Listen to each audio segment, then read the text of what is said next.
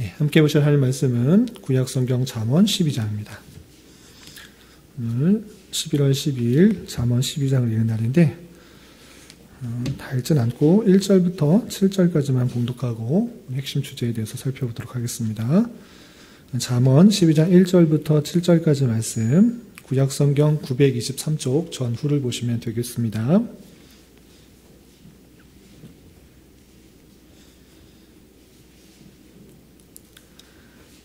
1절부터 7절까지 함께 봉독합니다. 훈계를 좋아하는 자는 지식을 좋아하거니와 징계를 싫어하는 자는 짐승과 같으니라. 선인은 여호와께 은총을 받으려니와 악을 꾀하는 자는 정죄하심을 받으리라. 사람이 악으로서 굳게 서지 못하거니와 의인의 뿌리는 움직이지 아니하느니라. 어진 여인은 그 지아비의 면류관이나 욕을 끼치는 여인은 그 지아비의 뼈가 썩음 같게 하느니라. 의인의 생각은 정직하여도 악인의 도모는 속임이니라. 악인의 말은 사람을 엿보아 피를 흘리자 하는 것이거니와 정직한 자의 입은 사람을 구원하느니라. 악인은 엎드러져서 소멸되려니와 의인의 집은 서 있으리라. 아멘. 7절까지 봉독하겠습니다. 이 시간에 여기까지 나오신 여러분들 위해 하나님의 크신 은혜가 함께하기를 진심으로 기원합니다. 오늘 말씀 읽기 본문은 잠언 12장인데 우리가 잠언서를 읽을 때 주의해서 읽어야 된다라고 말씀드렸습니다. 어떤 것을 주의해야 되는가라고 할 때 이 땅의 여타의 다른 지혜서와 같이 또는 명언집, 격언집과 같이 이 땅에서 어떻게 편리하게 유익하게 살 것인가를 얻기 위해서 잠언서를 읽으면 안 된다라고 했습니다. 잠언서는 그런 여타의 이 땅에 있는 지혜서와 그 방향성이 다른 것입니다. 그 방향이 어떻게 다른지를 잘 알고 이 말씀을 대해야지 올바른 길로 갈 수 있다라고 했습니다. 그래서 이 구조를 살펴보면 아주 중요한 내용이 나옵니다. 그러니까 잠언서는 총 1장부터 31장까지 있는데 앞에 잠언, 솔로몬의 제1잠언집, 제2잠언집, 제3잠언집이 나오고 다음에 두 개의 다른 잠언집이 나옵니다. 그래서 가장 먼저 나오는 솔로몬의 잠언집이 나오는 그것을 잘 알아야지, 그것을 전제를 잘 알아야지 이 뒤의 내용도 잘 이해할 수 있는 것입니다. 그렇다면 앞에 전제로 나오고 있는 솔로몬의 제1잠언집에서 어떤 것을 말하고 있는가, 그 내용을 다시 한번 요약해서 잘 알아야 될 것입니다. 그 내용이 1장부터 9장까지 솔로몬의 1잠언집인데 여러 가지 핵심적인 것들을 말하고 있는데 세 가지로 요약할 수 있습니다. 여러분들 갖고 계시는 교환을 참조해 주시기 바랍니다. 첫 번째로 가장 강조하고 있는 것이 무엇인가 라고 할 때는 여호와를 경외하는 것이 지혜와 지식의 근본이다 라고 했습니다. 이것은 잠언서 전체의 주제를 요약한 그런 말씀인데 그 뜻이 무엇인지는 우리 지난주에 잘 살펴보았습니다. 제가 옆에 메모란에 요약했는데 그것을 다시 설명하진 않겠습니다. 여호와를 경외하는 것이 왜 지혜의 근본인가, 지식의 근본인가, 그 내용을 옆에 있는 내용을 통해서 다시 한번 생각해 보시길 바라고, 또한 강조하고 있는 것이 무엇인가, 금보다 귀하고 은보다 귀하고 진주보다 귀하다. 세상에 어떤 값진 것보다 더 귀한 게 무엇인가? 지혜다. 그러니 너는 찾고 구하고 열심히 간직해라. 그것을 열심히 다른 것을 구하는 것이 아니라 지혜를 간구하고 찾고 또 구하고 지키고 마음판에 새겨야 된다. 이런 내용을 다양하게 반복적으로 강조하고 있는 것을 볼 수 있습니다. 그래서 이 세상에서 우리가 가장 찾아야 될 것은 지혜다라는 것을 강조하고 있는데, 그러면 이 세상에서 제일 중요한 것은 그냥 단순히 이 세상을 유익하고 편리하고 유용하게 살아가기 위한 지혜인가 라고 했는데 그런 세상적인 지혜가 아니라는 것을 곳곳의 내용을 통해서 살펴볼 수가 있는 것입니다. 그렇다면 여기서 말하고 있는, 성경에서 말하고 있는, 잠언서에서 말하고 있는 지혜는 무엇인가? 그 지혜는 이 세상에 있는 사람들이 찾고 있는 그런 지혜와는 차별이 있는 것입니다. 그건 무엇인가 라고 할 때 이 지혜는 창조 때에 함께 하셨을 뿐만 아니라 창조의 동역자로서의 모습이 드러나고 있고, 또 지혜를 얻는 것이 생명을 얻는 것이다 라는 표현을 계속적으로 반복하고 있습니다. 단순히 지혜를 얻으면 이 세상에서 편리하게 살 수 있다, 또는 유용하게 살 수 있다, 부를 얻을 수 있다, 이 정도 차원에서 말하는 것이 아니라 지혜를 얻어야지만 생명을 얻는 것이다. 지혜가 없을 때는 멸망이 있다, 죽음이 있다, 사망이 있다 라고 표현하고 있는 것입니다. 그래서 잠언서에서 나오고 있는 그 지혜는 이 땅에서 나오고 있는 구하고 찾는 그런 지혜와는 차원이 다른 것이고, 오직 성자 하나님을 생각할 수 있도록 계속적으로 표현하고 있는 것입니다. 지혜를 얻어야지 생명을 얻을 수 있다, 멸망하지 않을 수 있다. 너가 가장 귀하게 생각해야 되는 그 지혜는 다름 아니라 성자 하나님이다 라는 것들을 강조하고 있는 것입니다. 그래서 신약 성경을 통해서 보면 창조와 함께 하셨고, 창조에서 그 지혜가 이 땅에 오셔서 육신이 돼서 이 땅에 오셔서 구속을 하신 그 내용을 살펴볼 수가 있는 것입니다. 그래서 1장부터 9장까지 강조하고 있는 것은 무엇인가? 성자 하나님을 찾고 만나고 깨달아야지만 구원을 얻을 수 있다, 생명을 얻을 수 있다, 이것을 알려주고 있는 것입니다. 그리고 10장부터 24장까지 솔로몬의 제2잠언이 나오는데, 거기서는 악인과 의인, 지혜로운 자와 또 지혜가 없는 자, 이것을 계속적으로 대조하면서 지혜롭게 행해야 될 여러 가지 것들을 강조하고 있습니다. 그런데 여기서도 마찬가지로 지혜로운 자가 누구냐, 지혜를 얻은 자가 누구냐를 잘 알아야 됩니다. 우리가 이 세상에서 편리하게 살아가기 위해서, 잘 평안하고 또는 부유하게 살아가기 위해서 지혜를 얻어라, 또는 지혜롭게 행하라, 이것을 말하는 것이 아니라 그 지혜, 성자 하나님으로 말미암아 구원을 얻은 자, 생명을 얻은 자가 가는 길은 지혜 없는 자의 길과 완전히 다른 방향이다라는 것들을 강조하고 있는 것입니다. 그래서 구원을 얻은 자는 마땅히 이러한 모습 가운데 드러난다라는 것들을 계속적으로 대조적인 모습으로 표현하고 있는 것입니다. 정말 그러한가? 몇 구절만 살펴보도록 하겠습니다. 오늘 말씀에서도 이런 표현이 있습니다. 2절 보면 12장 2절 이렇게 표현되어 있습니다. 선인은 여호와께 은총을 받으려니와 악을 꾀하는 자는 정죄하심을 받으리라 되어 있습니다. 선인, 여기 또 반대로 표현한 사람, 악인을 꾀하는 자. 선인과 악인을 꾀하는 자가 두 부류로 나뉘는데, 선인이 여호와께 은총을 받는다라고 표현하고 있습니다. 지혜를 가진 자, 의인 그 자체가 여호와께 은총을 받는다라고 표현하고 있습니다. 어떤 모습으로 해야지 지혜가 들어진다, 이렇게 표현하지 않고 그 자체의 모습을 아주 구분하고 있는 것입니다. 여기만 표현되는 것인가? 그렇지 않고 여러 군데 그렇게 표현되어 있습니다. 3절 보면 사람이 악으로서 굳게 서지 못하니와 의인의 뿌리는 움직이지 않으니라 라고 표현하고 있습니다. 그러니까 지혜롭게 살기 위해서는 어떻게 해야 된다라고 표현하고 있는 것이 아니라 의인의 길과 악인의 길을 구분하여서 계속적으로 설명하고 있는 것입니다. 그러니까 지혜롭게 살기 위해서는 잠언서의 어떤 내용을 읽어서 지혜롭게 돼야 된다, 이런 식의 세상적인 지혜서와는 차원이 다른 것입니다. 악인의 모습과 의인의 모습이 완전히 다른 모습이다. 지혜를 얻은 자로서, 구원을 받은 자로서, 하나님의 택함을 입은 자로서의 삶의 모습은 완전히 구분되는 모습으로 드러나는 것이라는 것들을 잠언서를 통해서 계속적으로 표현하고 있는 것입니다. 또 어떤 표현들이 있는가? 여러 가지 그런 표현들이 있는데 한 구절만 더 보겠습니다. 5절 보면 의인의 생각은 정직하여도 악인의 도모는 속임이니라. 이것은 의인이 되기 위해서 생각을 정직하게 하라, 이런 표현이 아닙니다. 자세히 보면 그 길을 표현해 주고 있는 것입니다. 의인의 생각은 정직하다, 악인의 도모는 속임이다.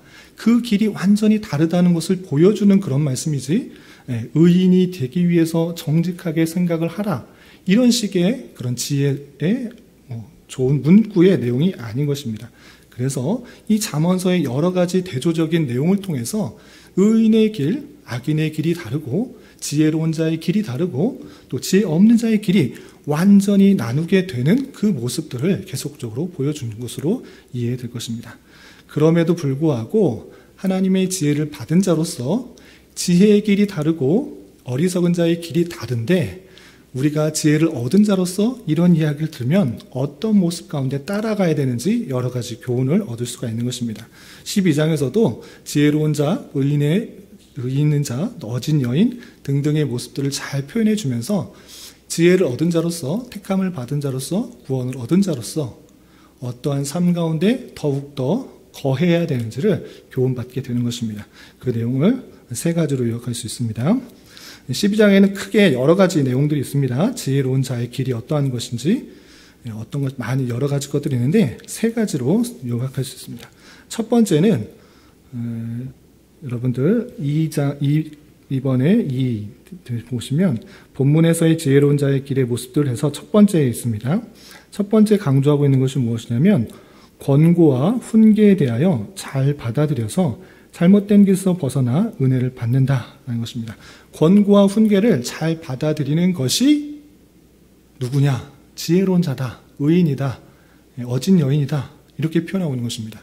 그러나 그런 권고, 충고 안 받아들이는 사람은 악인이다, 택함을 받지 않은 사람이다 이런 식으로 구분하고 있는 것입니다. 그 내용이 정말 그렇게 써 있는가 좀 보도록 하겠습니다.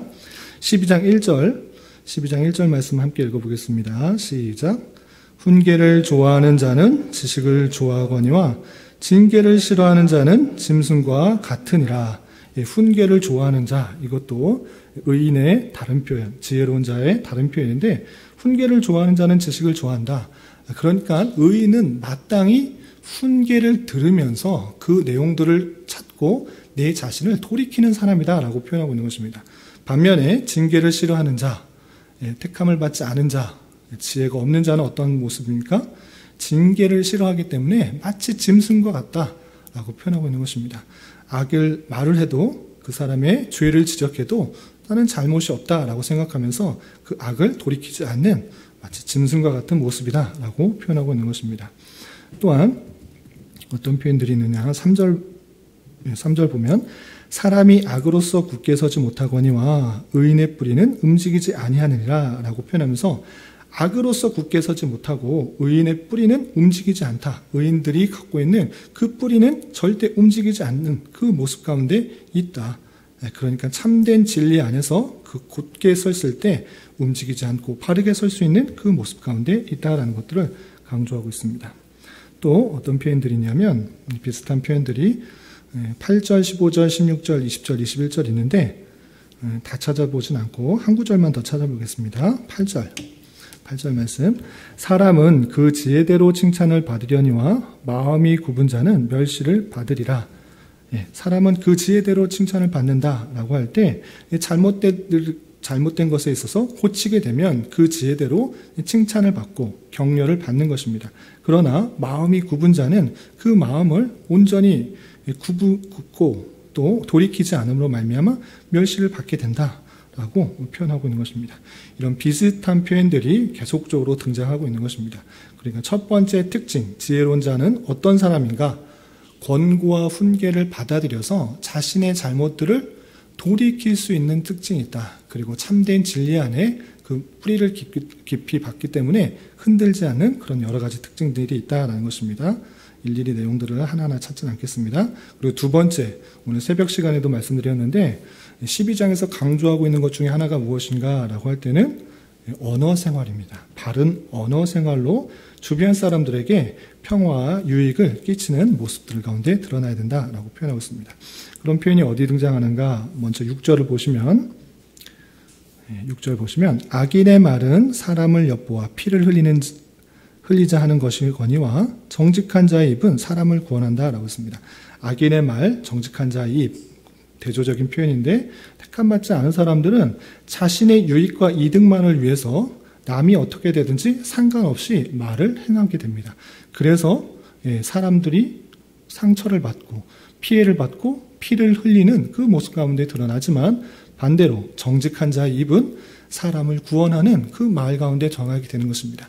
택함을 받은 자를 복음을 전하고 위로를 하고 격려하는 것을 통해서 그 사람이 다시 한번 주님께로 되돌아올 수 있는 역할들을 하게 되는 그 모습으로 보여주고 있는 것입니다. 이런 표현이 여러 개 있는데 몇 구절만 더 보겠습니다. 13절에서도 이런 표현이 있습니다. 13절 보면 악인은 입술의 허물로 말미암아 그물에 걸려도 의인은 환난에서 벗어나느니라 했습니다. 악인은 입술의 허물, 이 말을 하다 보면 잘못하는 것들이 있는 것입니다. 그 허물로 말미암아 자신의 죄가 드러나고 또한 그물에 걸려서 옥매이게 되는 그런 일들을 하게 된다. 그렇지만 의인은 그 입술에 시인하는 것을 통해서 예수 그리스도를 시인하는 것을 통해서 모든 환난과 바른 말을 통해서 그 환난이 닥쳐올지라도 이겨나게 된다라고 표현하고 있는 것입니다.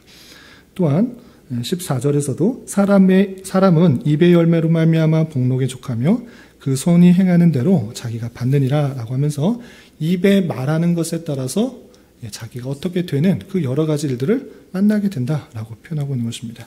또 17절에서도 달지 않고 그 언어 생활에 대한 그 부분만 말씀드리겠습니다. 17절 보면 진리를 말하는 자는 의를 나타내어도 라는 표현이 있고요. 또 18절에 칼로 찌름같이 함부로 말하는 자가 있거니와 라는 표현, 지혜로운 자의 혀는 양악과 같다라고 표현하고 있고요. 또 19절에 진실한 입술은 영원히 보존되거니와 거짓 혀는 잠시 동안만 있을 뿐이다라고 하면서 진실된 혀에 대해서, 입술에 대해서 표현하고 있는 것입니다. 또 22절에 거짓된 입술은 여호와께 미움을 받는다라는 표현. 또 25절에 근심이 사람의 마음에 있으면 그것은 번뇌하나 선한 말은 그것을 즐겁게 한다라고 하면서 의인으로서 하나님께 구원을 받은 자로서 지혜로운 자로서 선한 말을 통해서 그 건심하고 걱정하고 번뇌하는 그 모습 속에서 위로하고 격려하는 그 말을 통해서 즐겁게 변하게 될 수 있다라고 생각할 수가 있는 것입니다. 그래서 특별히 12장에서 많이 강조하고 있는 것은 바르고 진실된 언어 생활로 사람들에게 평화를 주고 유익을 주고 근심해서 즐겁게 하는 그런 역할들을 잘 감당하는 것이 마땅한 지혜자의 모습이다라고 표현되고 있는 것입니다. 그래서 언어 생활을 통해서 상대방을 힘들게 하고 어렵게 하고 좌절되게 할 수 있으나 우리는 그런 모습 가운데 있는 것이 아니라 복음을 전하고 위로하고 격려하는 그 언어 생활을 통해서 많은 유익들을 행해야 될 것을 표현하고 있는 것입니다. 그리고 마지막 한 가지 강조하고 있는 것은 부지런한 삶입니다. 그 내용이 여러 개 표현되어 있는데 우선 24절에 보면 이렇게 직접적으로 표현되고 있습니다. 24절 보면 부지런한 자의 손은 사람을 다스리게 되어도 게으른 자는 부림을 받느니라. 부지런하게 행할 때에 사람을 다스릴 수 있는 그 역할들을 한다. 그러나 게으르게 되면 어떤 역할들을 아무것도 하지 못하고 종의 역할밖에 할 수가 없다라고 표현하고 있습니다. 그래서 부지런한 일들을 강조하는 그 모습을 살펴볼 수가 있고 또 10절, 11절에서도 이런 표현이 있습니다. 10절, 11절 보면 의인은 자기의 가축의 생명을 돌보나 악인의 궁율은 잔인이라. 의인은 자기의 가축의 생명을 잘 돌본다. 맡겨진 일들을 충성되게 잘 돌보는 그런 일들을 하다. 그렇지만 악인은 그렇지 않고 죽이는 일밖에 행하지 않는다 라고 표현하고 있습니다. 11절에서도 자기의 토지를 경작하는 자는 먹을 것이 많거니와 방탕한 것을 따르는 자는 지혜가 없다 라고 표현하고 있습니다. 자기의 맡겨진 토지, 경작하는 것 마땅한 것이다. 주어진 일에 최선을 다하고 마땅히 일들을 감당하는 것, 그렇게 되면 먹을 것이 많게 되는 것이다. 주어진 일이 있음에도 불구하고 잘 감당하지 않고 게으르게 행하고 또한 해하려고 하는 모습들이 있을 때 그런 모습은 오히려 지혜가 없는 자의 모습이고 그렇게 해서는 안 된다라는 것들을 다양한 잠언의 내용을 통해서 경고하고 있는 것입니다. 그래서 지혜로운 자의 삶의 모습, 구원받은 자의 삶의 모습은 어떠한 것인가 할 때 우리에게 주어진 일들에 대해서 게으르지 말고 부지런하게 충성되게 성실하게 그 일들을 감당함으로 말미암아 하나님께서 맡겨주신 일들을 잘 감당해야 되는 그 역할들을 강조하고 있는 모습을 볼 수 있습니다. 이렇게 12장에서는 뭐 여러 가지 것들로 많이 나눌 수 있지만 세 가지로 요약하면 이렇게 정리할 수가 있는 것입니다. 이런 내용을 통해서 다시 한번 우리 삶에 적용해야 될 것인데 첫 번째, 나의 연약함과 죄성을 깨닫고 주님께서 주시는 다양한 권고와 훈계와 책망에 대하여 잘 받아들일 수 있는 자가 되어야 될 것입니다. 교회 안에서 사랑만 전하는 그런 모습도 있을 수 있습니다. 그런데 교회 안에서 사랑 말해야 되지만 예수 그리스도의 사랑 말해야 됩니다. 아주 중요한 내용입니다. 그럼에도 불구하고 교회에서 빠지지 말아야 되는 것이 뭐냐면 죄에 대한 지적입니다. 그 죄에 대한 지적이 없으면, 그리고 잘못된 것에 대한 권징과 치리가 없으면 그 교회 안에 참다운 하나님의 통치가 드러날 수가 없는 것입니다. 거룩성이 드러날 수가 없는 것입니다. 그래서 교인으로서 마땅히 가져야 되는 것은 내가 하나님의 말씀에 정말 충고를 받고 있는가, 권면의 말씀을 받고 있는가, 그 말씀에 좌우되어서 나의 잘못을 회개하며 돌이키며 살아가고 있는가를 잘 생각해 봐야 됩니다. 하나님의 택하신 백성은 그 말씀에 의하여 좌우되는 그런 삶입니다. 그런데 나는 내가 좋아하는 말씀만 빼앗아서 사랑하신다, 나를 위하신다, 함께 하신다, 위로하신다, 언제나 우리를 많은 복을 주신다, 이런 말씀만 대하고 있으면 아무런 유익이 없는 것입니다. 우리가 성도로 살아갈 때 마땅히 세워야 될 것, 하나님의 말씀에 비추어서 내가 얼마나 죄인지를 계속적으로 판단하고 깨닫고 내 죄에 대한 지적을 잘 받아들일 수 있는 자가 되어야 되는 것입니다. 그것이 참된 지혜자의 모습인 것입니다. 지혜로운 자는 책망과 견고와 훈계를 잘 받아들이는 자다. 그 말씀에 비추어서 내 잘못된 모습을 날마다 깨닫고 주님 앞에 회개하기에 힘쓸 수 있는 저와 여러분이 되시기를 주님의 이름으로 부탁을 드립니다. 두 번째로 우리가 교훈받은 것처럼 지혜 있는 자는 언어 생활을 잘 해야 됩니다. 우리 그냥 우리나라의 말도 말 한마디에 천냥빚도 갚는다, 이런 말도 있는 것처럼 말을 어떻게 하느냐에 따라서 상대방이 받는 그런 감정과 피해는, 상처는 상당히 다르게 나타나게 되는 것입니다. 마찬가지로 내가 아무 생각 없이 내뱉는 그 말로 인하여서 성도가 또 마음을 상하게 하지는 않았는지 되돌아보면서 주변 사람들에게 권면하고 위로해주고 기쁨을 전해줄 수 있는 말을 더욱더 힘쓰는 자가 되어야 될 것입니다. 말을 많이 하게 되면 실수도 많고 또 상처를 주는 것도 많으니 그 말을 잘 단속하여서 우리 말을 통해서 복음이 전파되고 위로와 기쁨을 전해줄 수 있는 그런 역할들을 잘 감당해야 될 것입니다. 이런 역할들을 잘 감당할 수 있는 저와 여러분 되시기를 부탁을 드립니다. 마지막으로 12장에서 강조하고 있는 여러 표현 중에 마지막으로 생각해야 될 것은 우리에게 주어진 일들을 최선을 다하여 잘 감당하고 있는가, 아니면 내가 맡은 일이 원하지 않은 일인데 어쩌다 보니까 생각하게 됐는데 정말 하기 싫다, 어렵다, 이렇게만 생각하면서 게으르며 나태하게 지내고 있지는 않은지 되돌아봐야 될 것입니다. 어떤 것 하나도 우연히 있을 수 없는 것입니다. 하나님께서는 모든 상황을 이끄셔서 나를 훈련시키고 연단시키신다. 그 사실들을 잊지 말아야 될 것입니다. 그렇기 때문에 내게 맡겨진 것이 크고 작은 것 또는 어떠한 것이 내가 바라고 기대했던 것이 아닐지라도 그 주어진 자리에 있어서는 누구보다도 성실하게, 누구보다도 부지런하게, 게으르지 않게 그 일들을 잘 감당해야 될 것입니다. 그 일들을 통해서 하나님께서 하실 일들이 있고 드러내실 일이 있다는 사실들을 기억하며 맡겨진 일들에 최선을 다해 잘 감당할 수 있는 우리가 되어야 될 것입니다. 이런 삶을 살아갈 수 있는 저와 여러분, 우리 모두가 될 수 있기를 진심으로 기원합니다. 기도하겠습니다.